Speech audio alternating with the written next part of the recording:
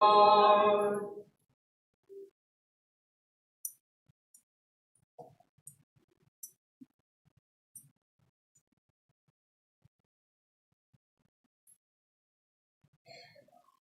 Jesus was praying in a certain place, and when he had finished, one of his disciples said to him, Lord, teach us to pray, just as John taught his disciples. He said to them, when you pray, say, Father, hallowed be your name. Your kingdom come. Give us each day our daily bread, and forgive us our sins. For we ourselves forgive everyone in debt to us. And do not subject us to the final test. And he said to them, suppose one of you has a friend to whom he goes at midnight and says, Friend, lend me 3 loaves of bread, for a friend of mine has arrived at my house from a journey, and I have nothing to offer him. And he says in reply from within, Do not bother me. The door has already been locked, and my children and I are already in bed. I cannot get up to give you anything. I tell you, if he does not get up to give the visitor the loaves because of their friendship, he will get up to give him whatever he needs because of his persistence. And I tell you, ask and you will receive. Seek, and you will find. Knock, and the door will be opened to you. For everyone who asks receives, and the one who seeks finds. And to the one who knocks, the door will be opened. What father among you would hand his son a snake when he asks for a fish, or hand him a scorpion when he asks for an egg? If you then, who are wicked, know how to give good gifts to your children, how much more will the Father in heaven give the Holy Spirit to those who ask him? The Gospel of the Lord. Praise to you, Lord Jesus Christ. Man, this choir has been sounding awesome recently, haven't they? Man, can we give them a hand, please? I really appreciate all they're doing, and especially if you haven't met Charles yet, he is the organist, right? He comes all the way from Anderson every Sunday to play for us, so we're really grateful for him making the trek every Sunday. And I also just wanted to point something out today to everybody. You might notice there's kind of a small group of people that are involved in the choir, and I really appreciate their dedication showing up every week, and especially Adam and Julia, right? I mean, they do a ton of things in our parish. Adam was the Grand Knight of the Knights of Columbus, right? Julia does a lot with youth ministry, and they still have time to sing in the choir. Now, I know there's a lot of other people in this church who could also sing in the choir, right? The more, the better, right? Especially, I notice a lot of youth in our pews, right? I'm grateful that we have so many of our youth serving here at the altar, but there's lots of different ways you can serve at Mass. I know that some of you high schoolers, junior high students, and even younger, right?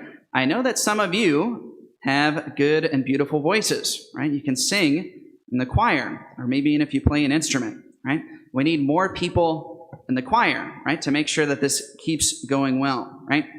So just shameless plug at the beginning of Mass, all right?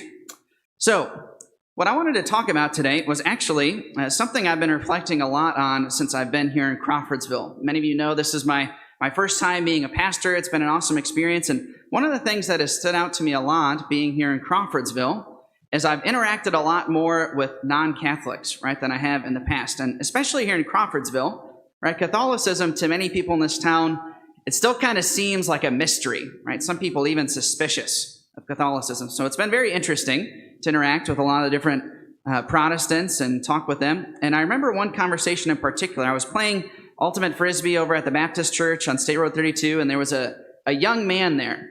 He's basically the Rick Bisdock of his Baptist church, right? He plays music, he does stuff in the youth ministry.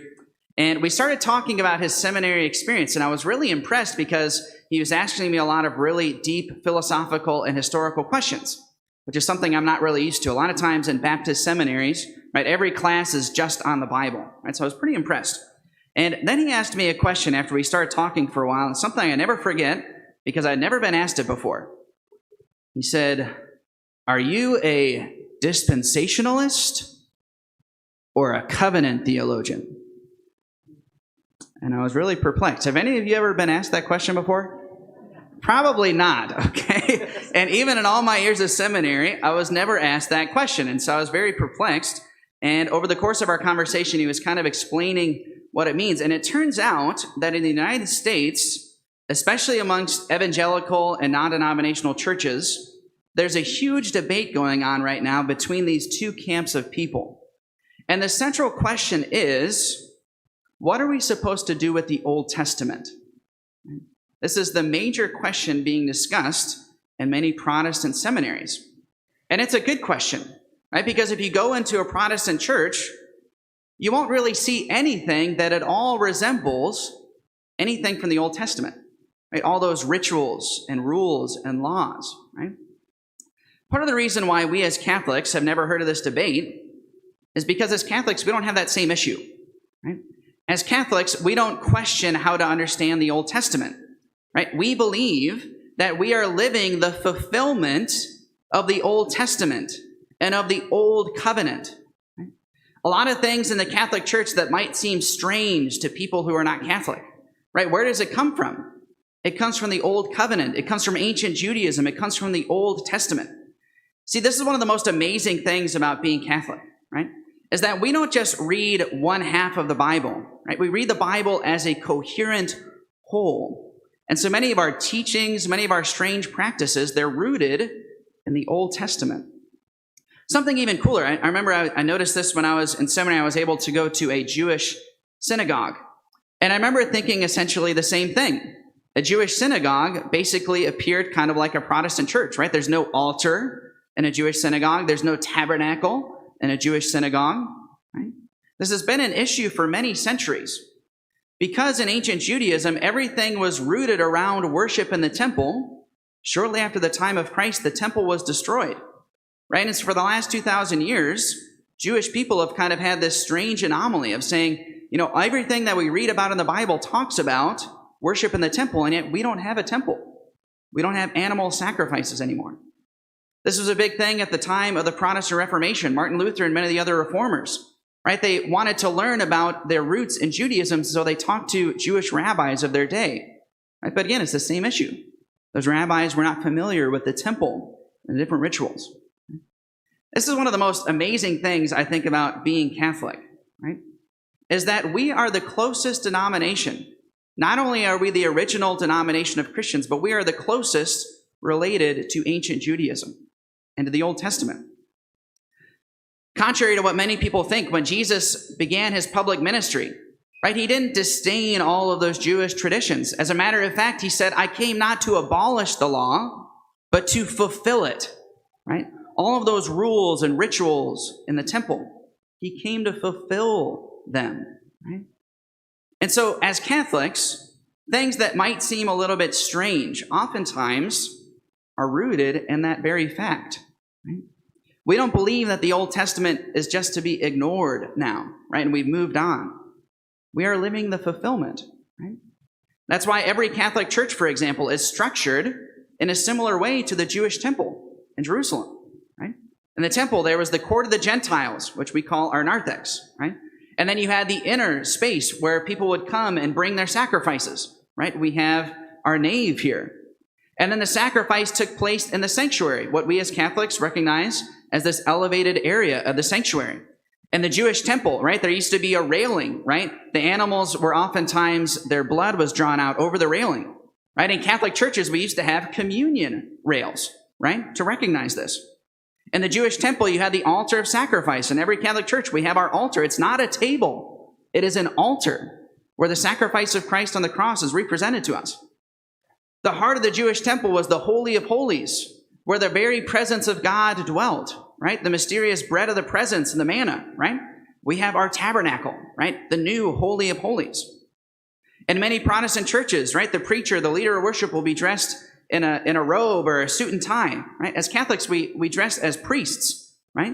Similar to how the Jewish priests dressed in the temple. As Catholics, why do we put so much emphasis on the Blessed Virgin Mary as Queen of Heaven and Earth? It's because in the Old Covenant, right? The Old Covenant, the mother of the king, right, was given great honor and reverence, right? We still do this. So many of the things we do as Catholics.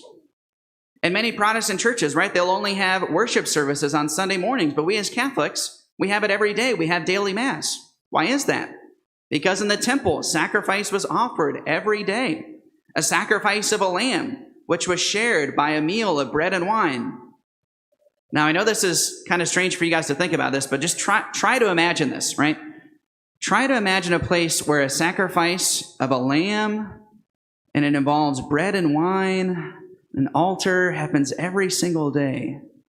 I know it's difficult to imagine that, but just try to think about that, right? Yeah, exactly. Daily Mass, right? So many of the things that we do as Catholics that other denominations might think is strange or weird, it's because we are fulfilling the Old Covenant, fulfilling the Old Testament. I think it's one of the most beautiful things for us as Catholics.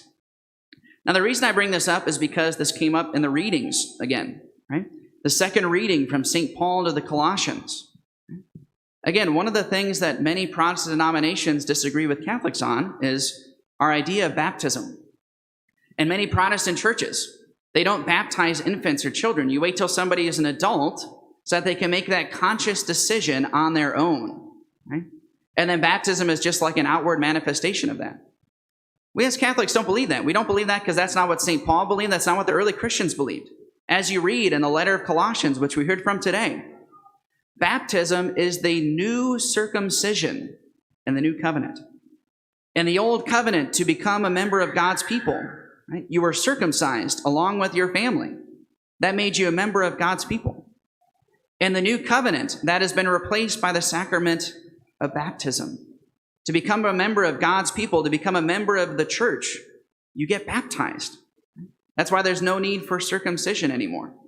But it's also why we baptize even infants. Because did the Israelites of old wait till people were adults to circumcise them? No, 8 days after they were born. Why would you wait for the greatest blessing of their life to become a member of God's people?